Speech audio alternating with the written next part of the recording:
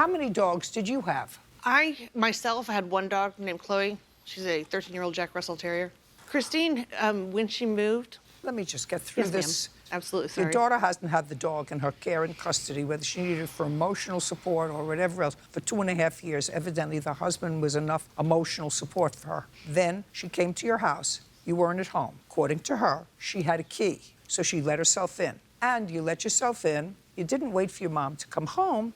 You decided to sort of bide your time playing on her iPad. And knew her password, evidently could get in, knew her password, and was snooping through her iPad. And as you were snooping through her iPad, you found communications which suggested that Pooh was in a new home. Yes. And Pooh was, in fact, in a new home. Yes. Tell me the reason that Pooh went to a new home. Okay, June 1st of 2018, I was hospitalized I was on life support. I had pancreatitis that put me in sepsis. I was in the hospital for a total of 35 days the first time.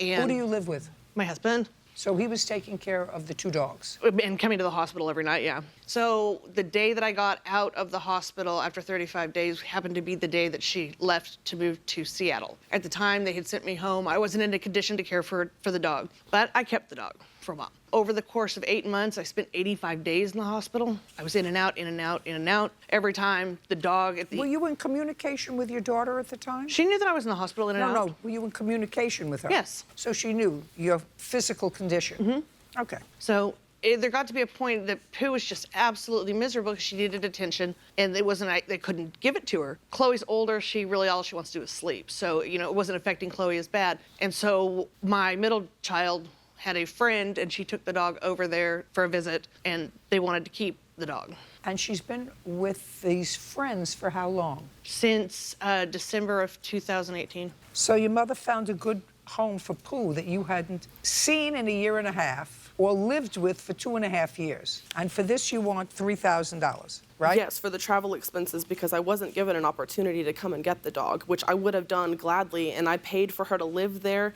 I offered to pay for vet fees that she told me she was fine. Just a second. How much money did you send your mother to care for her? I asked her if I could. How much money did you send your mom to care? I'm just curious.